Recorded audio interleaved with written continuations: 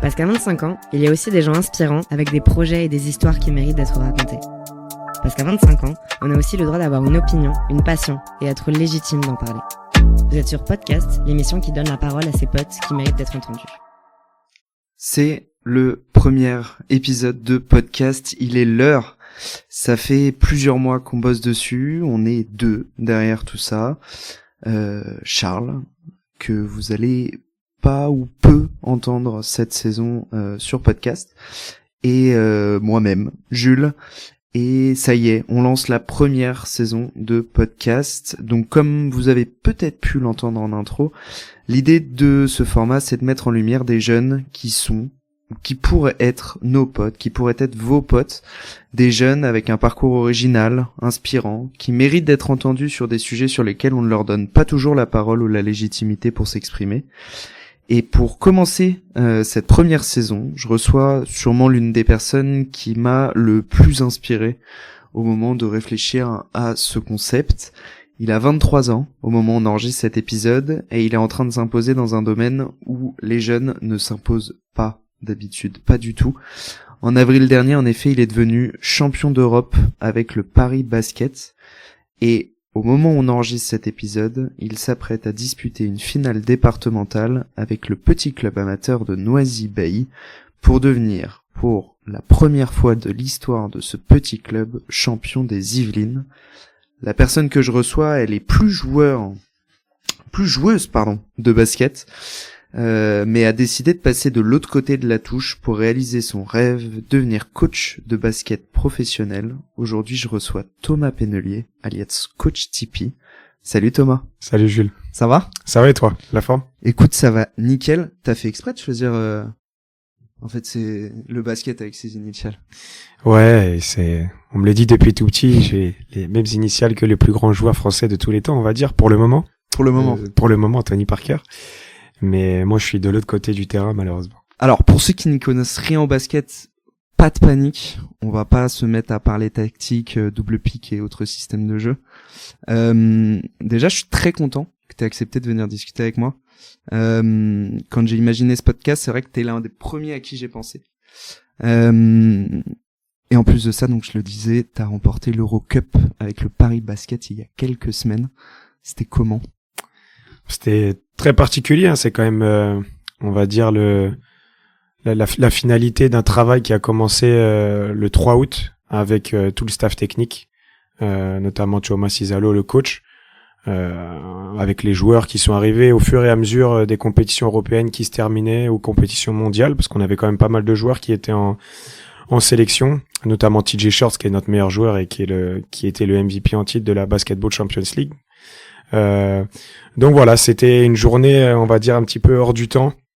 Malheureusement qu'on n'a pas pu fêter à domicile, mais qu'on a pu fêter à l'extérieur d'une très belle manière à Bourg-en-Bresse. Ouais, c'est ça, c'est le deuxième match, en gros, pour faire simple, c'est au meilleur des 3 matchs, donc 2 victoires par équipe. La finale, elle opposait 2 équipes françaises, donc le Paris Basket et Bourg-en-Bresse, et le match qui a scellé la victoire de Paris se déroulait à Bourg-en-Bresse.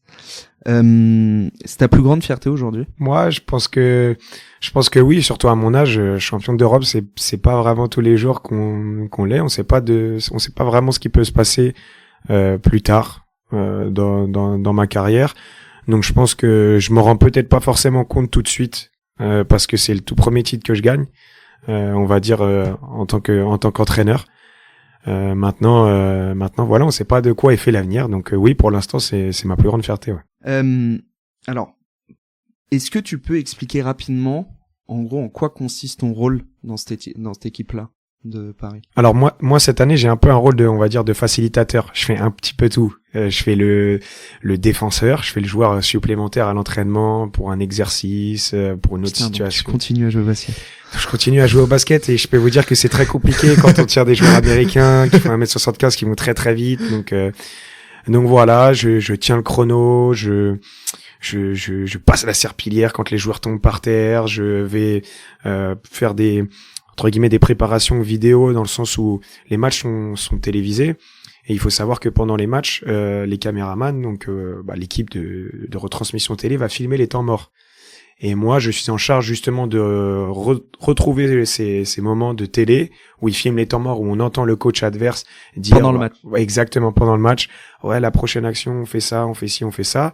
Donc moi, je crée un dossier avant le match que j'envoie au coach assistant et ça l'aide sur son scouting d'avant-match à dire OK, cette action-là, c'est 23, c'est 22, ça c'est pouce bas, pouce haut, enfin voilà. Donc voilà un petit peu toutes mes casquettes dans tout cela. Et bien sûr, faut que je sois aussi à disposition des joueurs après, avant l'entraînement, Ouais, c'est ça, s'ils t'as veulent un rôle travailler. aussi individuel, plus là pour le coup de coaching, enfin, on va dire Plutôt terrain, on va dire. ouais. Ouais, plutôt terrain.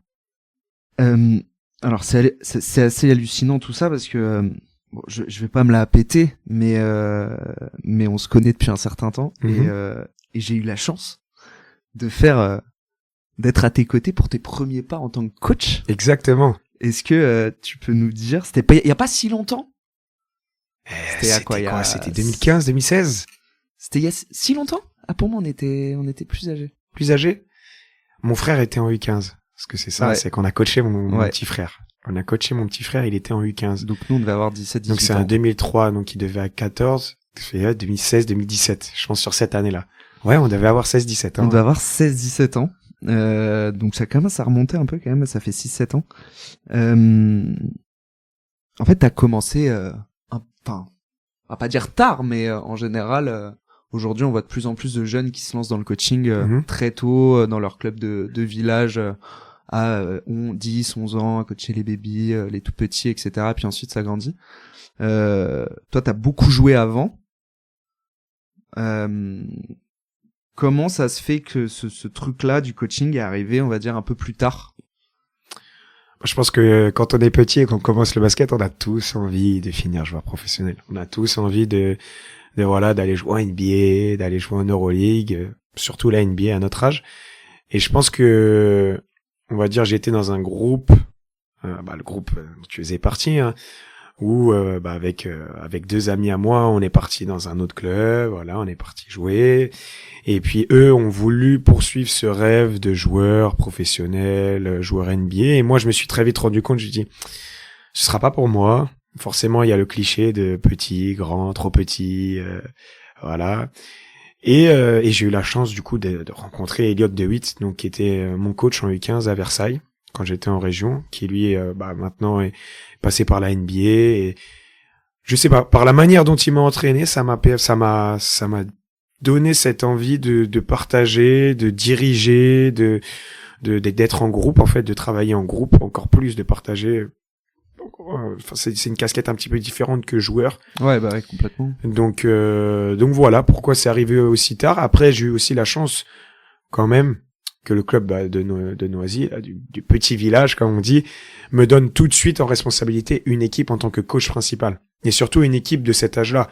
Comme tu l'as mentionné, d'habitude c'est des baby basket. Ouais, c'est ça, on avait 6, 3 7, ans 8 d'écart ans. avec les gars. Exactement, on avait 3 ans d'écart. Voilà, ils étaient en U15, nous on avait 17 ans, c'est ça. Donc c'était vraiment particulier. Je pense que ça m'a permis de beaucoup apprendre. Hein. Même toi, je pense aussi. Je pense que ça forge. Ouais, exactement. Ça forge. Et puis on se rend compte aussi de certaines choses. Moi, le plus dur, franchement, c'était de coacher son petit frère. Ouais. C'était le plus dur. Bah, tu savais un petit peu comment c'était compliqué. Une fois qu'on a passé donc ça a été, on va dire, la première premier pied dans le coaching. Tu dis, t'as rencontré donc Elliot qui a été un peu le déclic humain. Ensuite, t'as expérimenté le coaching. Qu'est-ce qui a fait que, en fait, là, ça y est, tu vois, c'était parti. Et en fait, ça a été quoi la suite après cette première année de coaching qui a fait, en fait, là, ça y est. Ouais, bah c'est mon papa, hein. Mon papa qui m'a toujours dit.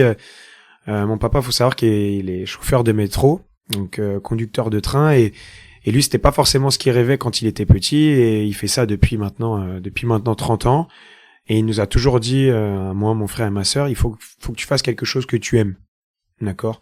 Même si tu cours pas après la rémunération, le temps que tu passes au travail plus tard dans ta vie adulte, il est énorme. Et on en reviendra après sur cette notion de voilà, temps. Mais... donc il faut que tu profites. Et donc quand j'ai commencé un petit peu à voir ce que faisait Elliot, une fois qu'il avait quitté Versailles, une fois que moi j'avais commencé 2 années de coaching, je me suis dit pourquoi pas moi, pourquoi moi je pourrais pas essayer aussi d'en faire mon métier. Je sais pas du tout à quoi ça ressemble. T'avais 18 ans à ce moment-là, quoi. Ouais, voilà, c'est ça. J'avais 18 ans à ce moment-là, mais je savais pas du tout à quoi ça ressemblait. Sachant que il y a différents mondes dans le coaching. Il y a le monde professionnel, et même dans le monde professionnel, il y a plusieurs mondes. Voilà, NBA, Euroleague, il y a le monde semi-professionnel. Quand même, tu dois gérer une certaine forme de contrat et tout. Et le monde amateur, avec Noisy. Donc, c'est 3 mondes qui sont quand même différents. Et à cette époque-là, j'avais aucune idée de quoi ressemblait la partie professionnelle, la charge de travail, la charge mentale aussi que ça demande, comment gérer ta vie à côté. Donc voilà, c'est comme ça un petit peu que je me suis lancé là-dessus. Je me suis dit, au pire, je suis pas forcément très assidu, on va dire, en cours. Voilà, j'avais, on va dire, 12 de moyenne, j'ai validé mon bac avec mention, et c'est après, je me suis dit, est-ce que moi, je suis vraiment quelqu'un qui va rester à l'école, en STAPS, parce que à l'époque, c'était STAPS. C'était STAPS, voilà. C'est ça. Si tu faisais un peu de sport et que tu savais pas quoi faire, t'étais en STAPS. Exactement, c'était la voie facile, tu vois, que les parents me poussaient un petit peu.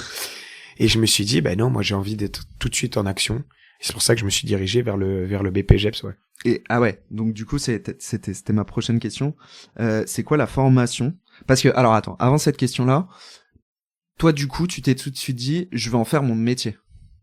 Tu t'es pas dit, parce que du coup comme tu dis il y a plusieurs on va dire plusieurs formations au coaching. Il y a le truc très amateur où tu passes des diplômes que tu passes on va dire 3 week-ends dans l'année plus une formation l'été. Et on va dire qu'à la fin de l'année, t'as ton diplôme pour coacher dans telle ou telle division. Et puis plus t'as de diplôme, plus tu peux monter haut. Mais ça reste à un niveau relativement amateur.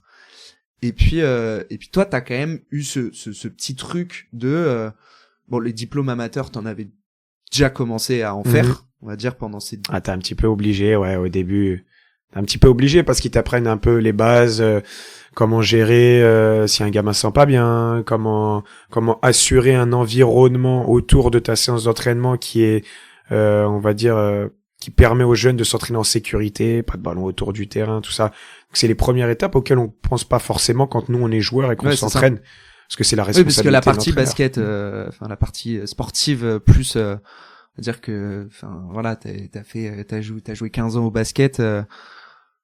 La partie basket, tu commences à la maîtriser, on va dire. Mais ils t'apprennent quand même des choses en formation où tu vas plutôt chercher à savoir comment l'humain fonctionne et ce qu'il recherche et ce qu'il a besoin comme contexte pour progresser. Oui, c'est ça. Mais du coup, c'est ce côté humain plus que la partie vraiment purement sportive de il te dessine des trucs sur une plaquette et il pose un écran ici et puis il court par là et puis exactement. Voilà, ils t'apprennent à maximiser le temps de passage des joueurs, au discours plutôt favoriser des situations où il y a vraiment l'opposition, parce qu'à la fin le basket tu fais des séances d'entraînement pour jouer le match du week-end, donc il faut préparer les jeunes au match du week-end, donc c'est du 5 contre 5. Donc voilà, c'était vraiment ils nous poussaient à essayer de trouver comment favoriser ce contexte de préparation de match surtout. Donc tu le dis, tu vas faire une formation qui s'appelle le BPGEPS. Le BPGEPS. En quoi ça consiste, du coup, cette formation, en termes de timing, de diplôme, d'accessibilité, etc. Combien de temps ça dure? Est-ce que tu peux... Alors, le BPGEPS, c'est sur 1 an. C'est une formation en alternance. Donc, si tu rentres au BPGEPS, il faut que tu aies une structure qui te propose de te prendre en alternance. Nous, on avait cours 4 jours sur 5, donc du lundi, mardi. Je crois qu'on n'avait pas cours le mercredi. Donc, on avait cours lundi, mardi, jeudi, vendredi. Et moi, j'étais en alternance au club de Versailles. Donc, en gros, mes missions, c'était l'école de basket. Gérer le petit le samedi matin, sur les créneaux, 10h midi, les tout petits, leur apprendre à dribbler, les bases, bases. Et j'avais ensuite 2 équipes compétition, les poussins 2. Donc la deuxième équipe, et les minimes 2. Donc c'était deux équipes parce qu'ils estiment qu'au BPGEPS, en fait, c'est en gros ta première réelle formation, on va dire. Donc t'es là, tu découvres un petit peu, et c'est aussi ton premier métier, parce que c'était mon premier métier, première rémunération. Première rémunération pour coacher. Exactement. Donc voilà, on a eu des épreuves au fur et à mesure de l'année. Une épreuve plutôt pédagogique, comment gérer un grand nombre avec 20 gamins, tu dois créer ta séance, voir s'ils sont en sécurité, vraiment sur ces bases-là, ils jugeaient pas forcément ta connaissance basket. Et ensuite, par la suite, une séance un peu plus tactique, où ils voient si t'es vraiment, on va dire, Si t'as vraiment quelques petites connaissances, quoi. T'es capable, en plus du côté humain, d'amener un peu de performance. Exactement. Par tes choix. Exactement. Donc ça, 1 an. Sauf que moi, je te connais. Il n'y a pas eu que ça. Non. C'est-à-dire que si on se contentait d'1 an, je pense que tu serais voilà où t'en es aujourd'hui. Non, c'est sûr. Alors en fait, pendant cette année-là, du coup, j'avais on va dire mon mentor qui est Elliot, qui était en train de faire son petit bout de chemin aux États-Unis, et pendant l'année, il me semble que c'était octobre, novembre, j'ai eu l'idée, je me dis mais pourquoi je ferais pas comme lui aussi? Je partirais pas aux États-Unis pour aller, je sais pas, découvrir. En sachant que, juste pour préciser, vous avez pas beaucoup d'écart d'âge avec Elliot en soi. Non, je crois Elliot, on doit avoir 4 ans d'écart. Ouais, c'est ça. Donc en fait, genre dans le cursus, c'est juste il est un peu en avance en termes de timing, mais il y a quand même ce truc de projection de putain, il fait ça. C'est ça. Pourquoi pas moi? Moi aussi. Exactement, c'est ça. Donc je commence à lui parler. Il me dit ouais, si tu veux, je peux te mettre en relation avec le premier coach qui m'a donné une opportunité aux États-Unis. Peut-être que. Et au fur et à mesure de l'année, j'ai commencé à faire les démarches pour partir et ça a été de plus en plus concret. J'ai passé mon TOEFL, donc le diplôme d'anglais. Il fallait que j'ai une certaine note, plus de 60 sur, je crois que c'était sur 120. Je me semble que c'est sur 120 le TOEFL. Il fallait que j'ai la moyenne. Et je crois, il me semble que j'ai eu 72. Mais parce que c'était l'anglais, tu vois, l'anglais de l'école. Tu sais dire, il y a une fleur à côté d'un arbre et c'est tout, tu vois, la fleur est rose et voilà. Donc j'ai réussi à valider ça, s'en est suivi toutes les démarches visa, toujours pendant mon année de BPGEPS, il fallait que je gère ça. Et je suis parti visiter l'école en mars pendant mon année de BPGEPS. Je suis parti pendant le petit break de mars. Je suis parti là-bas et puis j'ai rencontré le coach là-bas qui était un Anglais. C'était un Anglais. C'était un Anglais. Putain. Au fin fond du Texas. Au fin fond du Texas. Parce que pour ceux qui ne savent pas, l'Angleterre n'est pas forcément une grosse terre de basket. Non, c'est plutôt le rugby. Voilà. Ouais, donc, rugby ou foot. Mais du coup, un Anglais aux États-Unis, au fin fond du Texas, c'est vrai ça. C'est ça. Au fin fond du Texas. Donc, j'ai fini mon année de BPGEPS où j'ai été diplômé. J'ai fini avec Versailles et je suis parti du coup, le 10 août. 10 août 2019, il me semble. Donc pour ceux qui l'auront deviné, 10 août 2019, tu pars techniquement pour 1 an. Il y a un petit événement qui va se passer, mais en gros, tu pars pour 1 an. Enfin, je dis peut-être. De base. À la base, tu devais partir plus longtemps. Pour 2 ans, parce qu'en fait, je partais en junior college. Et junior college, en gros, avec les règles américaines, t'es obligé de partir aussi pour continuer tes études. Tu peux pas partir pour juste faire du basket. Et donc, je suis parti à la base 2 ans pour valider ce premier diplôme pour aller après chercher les vraies universités américaines qui vont te permettre d'aller chercher un master et tout ce qui suit.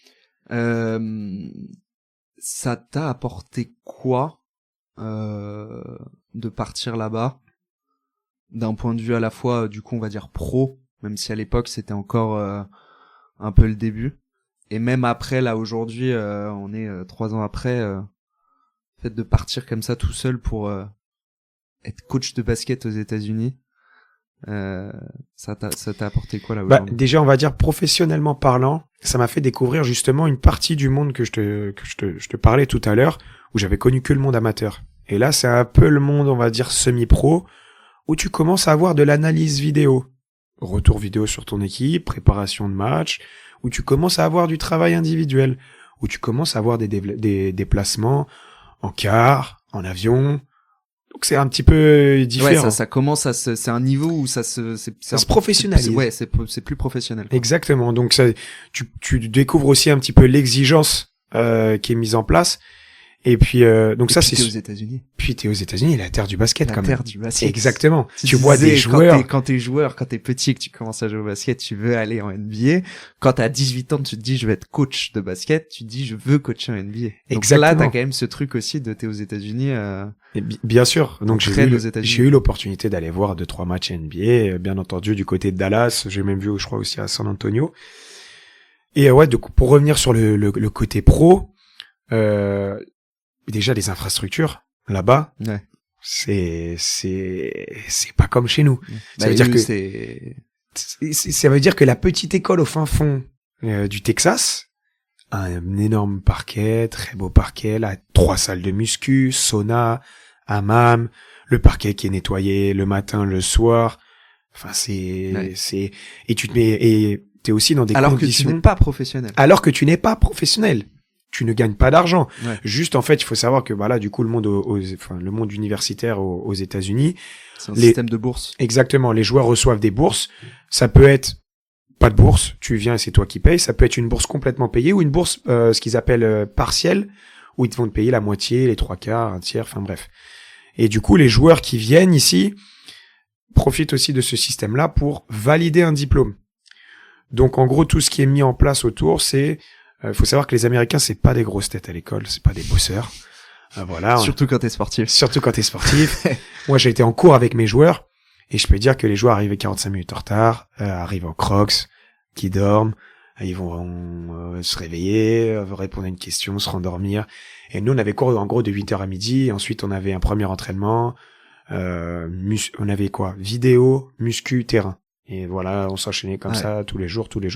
Et nous, on n'avait pas de vacances. Ça veut dire que quand l'école était en vacances, on avait quand même des matchs de conférences. Et... Donc voilà, professionnellement parlant, ouais, ça m'a permis aussi de voir des joueurs, des sacrés joueurs, même si c'était un niveau quand même inférieur au monde universitaire. Mais ça. Tu vois la différence.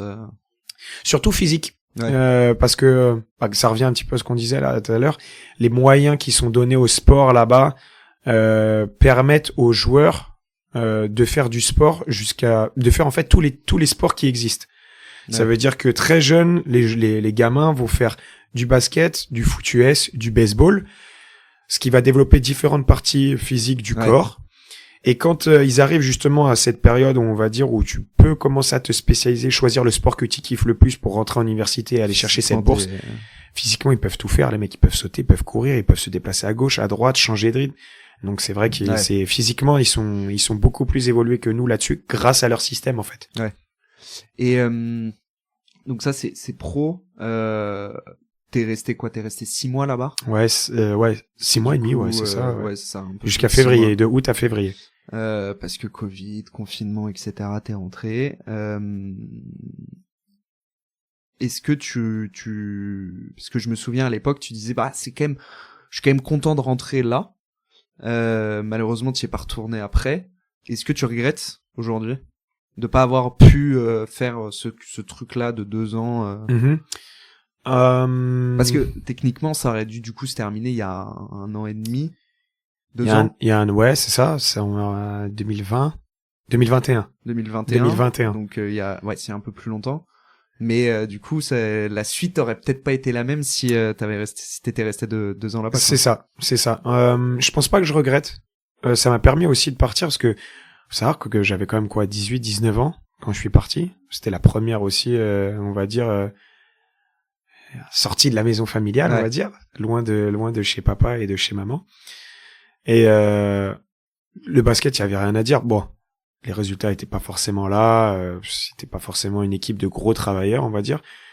Mais c'était aussi le premier manque de la famille, des amis, tout ça, de voir sur ton téléphone encore tes potes aller en soirée sans toi, tu sors un petit peu t'as un peu l'impression d'être mis à l'écart du cercle.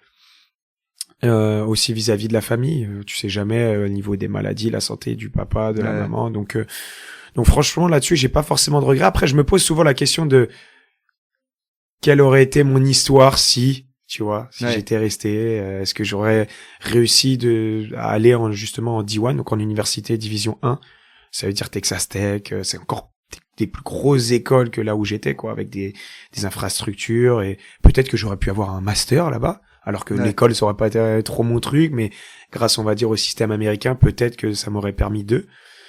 Donc non, des fois, je me posais la question, des fois, je regrette, des fois, je regarde pas, mais avec ce qui m'arrive maintenant, on va dire que je peux pas trop. Ouais. Parce que du coup, après, donc, il y a eu le Covid qui a quand même pas mal bloqué, toi, pour le coup, dans le secteur dans lequel t'es, quand même été un peu compliqué toute cette période-là. Tu reviens des États-Unis, il y a les différents confinements. Qu'est-ce qui se passe ensuite? Quel a été le rebond? Je suis revenu et je me suis dit. T'es revenu, le basket s'arrêtait. Le basket s'arrêtait exactement, pas de gymnase, rien du tout. Et puis avec eux la filière, on va dire un petit peu haut niveau, qui avait encore accès au gymnase. Et moi je revenais, et j'avais aucune proposition. Ouais. Enfin, dans le sens où je ne savais même pas où chercher, qu'est-ce que je voulais vraiment, quelle était ma prochaine étape. Est-ce que je vais chercher un autre diplôme? Est-ce que je vais chercher le diplôme du dessus? Est-ce que j'essaie de repartir une fois que tout ça c'est fini? Je savais on va dire pas trop. Et puis on va dire que je me suis voué à la raison, et puis je me suis dit, bah, je vais rentrer dans le moule. J'ai passé mes formations fédérales, donc je suis parti, j'ai essayé d'aller valider mon CQP. Donc c'est le diplôme qui te permet, on va dire, d'être assistant U18 France. Donc c'est le premier, on va dire, diplôme qui peut te permettre de coacher un championnat de France. Ouais. National 3, centre de formation. Donc j'ai validé ça. Et puis en fait, dans cette formation, comme la vie, des fois, t'offres des rencontres, on va dire, imprévues. Et il faut savoir que du coup, dans cette formation-là, il y avait un formateur qui s'appelle Jean-Philippe Gay, qui travaille à la Ligue. Et en fait, moi, je dormais sur place, sur le lieu de la formation. C'était des petits week-ends de 3 jours. Et je dormais là-bas, c'était à Aubonne, dans le 95. Et il y a une soirée, on passe à boire une bière pendant 1-2 heures avec les formateurs, on discute. Et vient la question, qu'est-ce que tu veux faire plus tard? Mais vraiment long terme. Qu'est-ce que tu veux faire au long terme? Je dis, bah, moi, je veux vivre de ce métier d'entraîneur. À quel niveau, je ne sais pas encore. Mais en tout cas, je veux vivre de ça. Je veux gagner ma vie grâce à ça. Peut-être que ça peut passer par de la formation, tout ça. Mais pour l'instant, je parlais vraiment du monde professionnel à ce moment-là. Je disais, oui, je veux vivre de ça, mais j'aimerais bien voir ce que c'est le monde professionnel. Il m'a dit, bah, c'est marrant. Je connais quelqu'un qui s'appelle Noam Rudman. Écoute, je te passe son numéro. Tu l'appelles. Je vais lui dire que tu vas l'appeler. Et tu regardes ce qu'il te dit. Et le soir, donc c'était la formation se finissait un dimanche. Et le dimanche soir, je rentre et je l'appelle. Mais je l'appelle et il me dit, ouais, j'ai entendu parler. Et lui, enfin, je témoigne de mon envie de trouver quelque chose dans le monde pro. Il me dit, ouais, j'ai entendu parler de toi. Et, bah écoute, ce qu'on peut faire, c'est qu'on peut se voir dans 3 jours. On se voit au handball, le Nantes du Paris Basketball. On va se voir avec Jean-Christophe Prat, le coach actuel de l'équipe pro. Je dis, oh putain, Jean-Christophe Prat, incroyable, c'est le coach pro, tout ça. A gagné la Coupe du Monde. Voilà. Comment je m'habille, comment j'y vais, qu'est-ce qu'il faut que je prépare, tout ça. Et donc, rendez-vous au handball. Noam Rudman est là. Noam Rudman qui est du coup... Qui est en fait, lui, gérait au Paris Basketball tout ce qui était un petit peu la cellule recrutement. Pas forcément que les joueurs, mais aussi les jeunes coachs et tout. Il m'avait parlé, il m'a dit que je cherche aussi des potentiels coachs pour notre centre de formation qu'on va chercher aussi à développer. Donc voilà, donc je discute un peu avec Jean-Christophe Prat, Noam Rudman, il me demande un peu ce que j'ai fait. Il me titille un petit peu sur mon expérience aux États-Unis parce que lui est pas forcément très fan du niveau où j'étais, junior college et tout. Il me demande un petit peu ce que je maîtrisais. Je dis, bah voilà, je suis un peu novice en travail vidéo, aussi en travail individuel. J'ai pas forcément joué à un niveau très très haut. Et malheureusement, on sait que les coachs pro actuels, ils ont une carrière professionnelle. C'était une de mes questions après, mais tant qu'on est dessus, on peut peut-être faire une petite aparté. C'est qu'il y a aussi ce truc de... c'est très valable, c'est valable dans beaucoup de sports, mais c'est vrai que le basket, c'est assez particulier. C'est que il faut soit avoir joué, soit être fils de, ou... c'est très fermé, quoi. C'est si t'as pas été professionnel avant, ou si t'as pas titillé le monde professionnel en tant que joueur à un moment, ensuite pour basculer dans le coaching, c'est compliqué, quoi. Ouais, c'est dur. C'est dur parce que... Et encore plus quand t'as 20 encore plus. Ça, c'est... je l'aurais toujours... je l'ai entendu depuis que j'ai commencé. Hein. De toute façon, la barrière de l'âge, on était ensemble quand on a commencé. Hein. Ouais, t'es trop jeune pour estimer... pour espérer avoir cette équipe-là en termes d'âge, t'es trop jeune. Bref. Mais c'est vrai que, ouais, pour le milieu professionnel, c'est beaucoup, on va dire de recyclage. Ouais. On va dire de recyclage. Même pour on va dire le marché des coachs, une fois que tu te fais couper, le marché n'est pas forcément très grand. Là, ça commence un peu plus parce que, on va dire que les clubs français vont commencer à s'intéresser un peu plus aux coachs étrangers. Voilà, que ce soit des pays de l'Est, des Espagnols et tout, enfin bref. Donc c'est vrai que c'est un cercle très fermé. Donc toi, quand t'es jeune, il faut soit que tu bosses comme un ouf et que tu profites, on va dire, d'une situation où tu vas te retrouver dans un club en assistant, le coach il va se faire couper, tu vas devoir prendre l'équipe pendant 3 matchs et tu vas performer et peut-être que, ou alors tu montes les étapes petit à petit, tu montes avec ta propre équipe et peut-être que là ça marchera. Ou alors t'es un génie et puis t'as trouvé la formule magique, ouais. Et puis voilà quoi. Oui. Donc mais c'est vrai que c'est compliqué quand t'es pas, même pour les exigences d'entrée sur le dernier diplôme, par exemple le DES qui est le diplôme ultime, il te demande... Dont t'as besoin pour coacher au niveau pro? Au plus haut niveau. Okay. C'est le diplôme vraiment ultime. Voilà, moi je suis en train de passer l'avant-dernier, mais le diplôme ultime c'est le DES. Et il te demande soit une expérience d'avoir joué, je crois, 30 matchs en LNB, donc en Pro A. Ah ouais, ah oui, c'est une condition. C'est une condition. Ou alors d'avoir, je sais plus, d'avoir entraîné tant de matchs à un certain niveau aussi. Enfin bref. Donc ça peut être aussi une condition pour rentrer. Ah ouais. Ah ok. Je savais C'est pas aussi, ça. il me semble que c'est aussi ça. C'est aussi ce que la FFF au foot a comme condition d'entrée sur le dernier diplôme aussi. D'accord. Ok. Donc Noam Jean-Christophe. Noam et Jean-Christophe Pratt, ouais. Noam Jean-Christophe, tu le rencontres. C'est du coup, ça en découle sur quoi au final? Alors ça en découle sur une proposition pour être assistant des espoirs. Assistant des espoirs, donc les espoirs pour définir un petit peu ça, c'est la catégorie U21. Donc c'est le centre de formation. C'est le centre de formation, exactement. Donc centre de formation comprend U18 et U21. Moi, on me proposait d'être assistant, coach de l'entraîneur qui est en place sur les U21. Et l'entraîneur qui est en place sur les U21, c'est lui-même l'assistant des pros. Ok. Qui s'appelait Emmanuel Queret. Donc voilà, j'ai bossé avec lui pendant 1 an. Donc il faut savoir que c'était ma première expérience du coup au niveau championnat de France. Ouais. Mais tu venais d'être diplômé, mais je venais pas.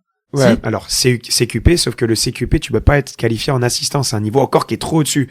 Donc moi en fait, j'étais là assistant, j'étais même pas sur la feuille. J'étais vraiment là pour filer un coup de main, faire ce que je peux, ouais. apprendre de Manu, quand j'allais voir les séances un peu pro, voilà, apprendre. Sachant que c'était ma première année, on va dire, en championnat de France. Donc tu te déplaces, Fos-sur-Mer, Le Mans, Pau-la-Cortèze, Limoges. Enfin, tu vois des belles salles, les plus belles salles de France, des bons joueurs aussi. Donc voilà. Et du coup, vu que c'était ma première expérience, j'étais pas payé. Oui. J'étais pas payé. Okay. J'avais aucune plus-value à apporter au coach espoir. Parce que je ne savais exactement pas à quoi ressemblait le niveau espoir. Donc voilà. Le deal de base, c'était je ne venais que pour les matchs, que pour le samedi. Mais c'est pas moi. C'est pas moi. Je ne voulais pas venir et tu peux pas faire partie d'un groupe si tu viens qu'une fois. Donc je me suis tapé tous les entraînements. Je suis venu lundi, mardi, mercredi, jeudi, vendredi. C'était pas forcément dans mon contrat, mais je suis venu. Et ça en est passé une saison, on va dire, incroyable. Pourquoi incroyable? Parce que, alors pas forcément incroyable parce qu'on a gagné 3 matchs. On a gagné 3 matchs dans l'année sur, il y avait à l'époque 18 équipes, 17 sur 34. Ouais, sur 34. 3 matchs sur 34. Pas bon le ratio. mais on était encore un centre de formation qui se structurait avec seulement 2 hébergés. Alors oui, autre chose que j'ai pas rappelé et que tu n'as pas rappelé non plus, mais c'est que j'ai fait mes petites recherches. Le Paris Basket, donc c'est le club de basket de Paris, il a été créé en 2017. C'est ça. 2017-2018, c'est ça. Donc un club, en général, les clubs professionnels, ils existent depuis 40 ans. Ouais, clairement. 50 ans. Là, c'est un peu un ovni, quoi. C'est le tout nouveau club, il y a des moyens, il y a des belles enfin, tu sens qu'il y a quand même ce truc de vouloir amener une équipe de basket solide à Paris dans les plus brefs délais. Dès le début. Et donc toi, t'es un peu aussi au début, enfin, on va dire un peu au début du projet aussi. Exactement. Bah, en fait, moi, quand j'arrive au club, le club vient de monter en première division. Mais c'est ça. C'est ça. C'est exactement cette année-là, le club vient de monter en première division. Donc beaucoup de changements pour le club. Parce que comme tu dis, 2017, t'as pas beaucoup de salariés la première année. Ils ont joué leur premier match devant 20 personnes à Rueil, le club. Parce que c'est vraiment très très jeune, comme tu dis, ça a évolué tellement rapidement, pour en arriver justement à cette première année en division au championnat de France, où je crois qu'on a fait du coup 2 ou 3 années en Pro B, donc la 2e division, pour arriver à cette première année en B-Click, donc le top niveau. Division, exactement, le top niveau. Avec justement cette philosophie de vouloir mettre les jeunes très vite sur le terrain. C'est la très grande force de Jean-Christophe Pratt. C'est là où t'as aussi eu du coup ça a été un peu le bon filon, le flair de se dire ok, bon, le gars il veut quand même donner la chance aux jeunes, que ce soit les joueurs ou le staff. Exactement. C'était un peu la politique en fait du club. Donc c'est rare. C'est très très rare parce que en fait le club cherchait à se développer et s'est dit bon, on a passé notre première étape, on est en première division. Maintenant, notre deuxième étape, c'est sortir des joueurs. Des joueurs. Mais le président, vu que le président est américain, sortir des joueurs, c'est pas sortir des joueurs pro, c'est sortir des joueurs NBA. Et donc, pour les sortir, il faut les faire jouer. à un niveau raisonnable. Donc c'était pas en U21 qu'il fallait faire jouer, c'était en pro. Donc à cette époque-là, quand on arrive en première division, il y a 2 joueurs qui sont titulaires qui n'ont même pas 18 ans. C'était Juan Bégarin et Ismaël Kamagaté. 2 joueurs qui se sont avérés être plus tard être draftés en NBA, qui jouent pas forcément en NBA par la suite, mais qui ont été draftés en NBA, renvoyés en Europe pour se préparer et tout. Donc le projet du club a porté ses fruits rapidement, exactement, en étant justement ces jeunes sur le terrain.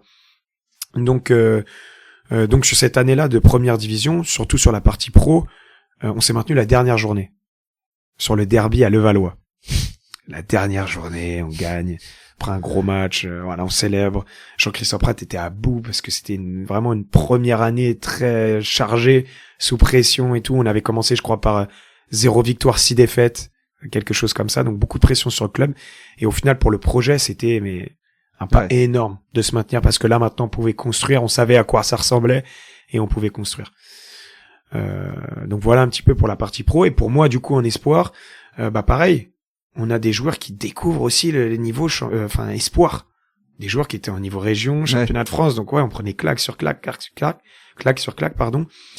Et il s'avère que, pour la petite anecdote, on avait gagné 0 match. On va à Cholet, meilleur centre de formation. Donc Manu Queret. Oui, Cholet, il y a pas grand-chose, mais il y a du basket. Cholet, il y a pas grand-chose, mais il y a du basket. Il y a du très bon basket. Il y a du très bon basket, surtout au niveau de la formation. Rudy Gobert, Nando, enfin bref, des gros joueurs français. Manu Queret vient de là-bas. Il vient de Cholet, lui. Et il y avait un peu de sa famille dans les tribunes et je me souviens très bien du match. On se fait avoir dans tous les sens sur le premier quart-temps.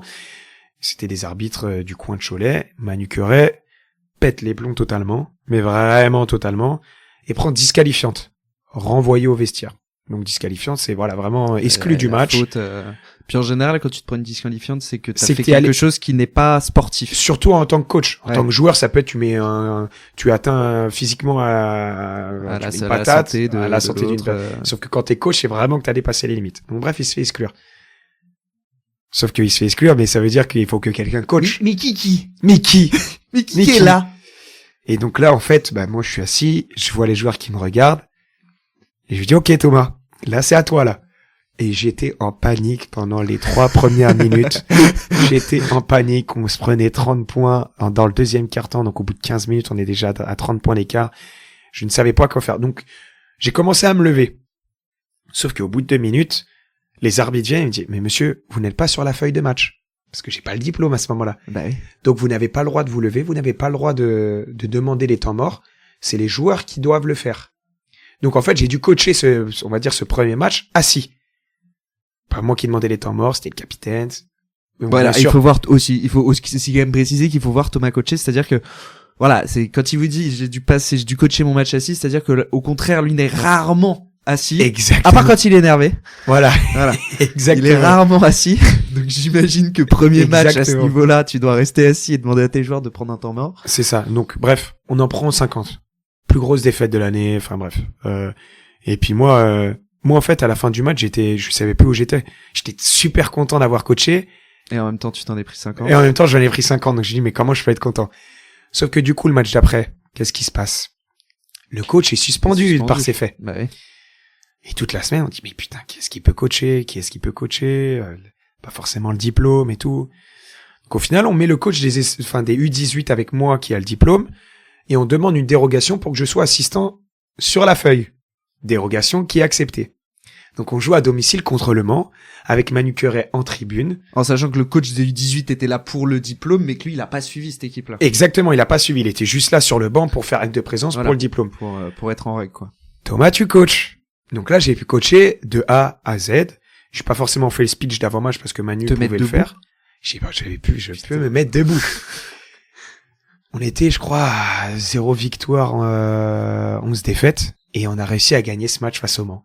Donc je peux te dire... qui est aussi une bonne équipe, qui arrivait un petit peu dans une année de creux au niveau de la formation cette année-là. Mais historiquement, c'est quand même une bonne équipe, avec un bon centre de formation, il y a pas mal de joueurs aussi qui sont sortis. Exactement, donc perdre contre Paris, c'était aussi un peu frustrant contre eux. On gagne en plus de 3 points. Vraiment très serré et tout. Les gamins, première victoire, donc ils sautent sur le terrain dans tous les sens. Et moi, il y avait mon papa dans les tribunes. Et s'il y a bien une fois où j'ai bien retenu mes larmes, c'est à ce moment-là, quand j'ai gagné et que je me suis retourné, que j'ai vu mon père, je voyais mon père content et pareil, qui était à 2 doigts de pleurer. Ah là là, c'était dur. J'étais tellement fier de moi, vraiment tellement fier de moi et de permettre à mon père d'être aussi fier de moi. Et franchement, c'était ça pour le coup, ça peut être aussi un fierté. moment où j'ai pu être une fierté. Le moment ouais, exactement. Donc première victoire dans le centre de formation en U21, ouais.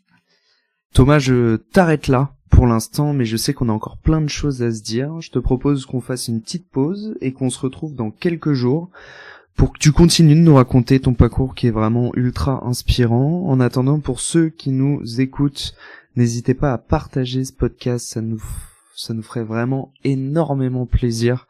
Vous imaginez pas le travail que c'est et l'aboutissement de voir ce premier épisode sortir.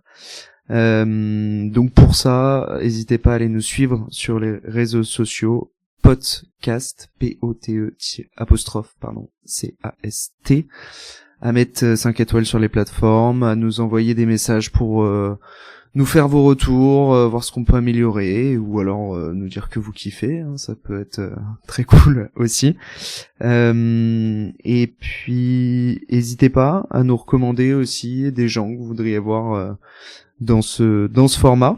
Thomas, on se retrouve dans quelques jours, et en attendant, je vous souhaite de passer une bonne journée, bonne soirée, et à très bientôt dans Podcast.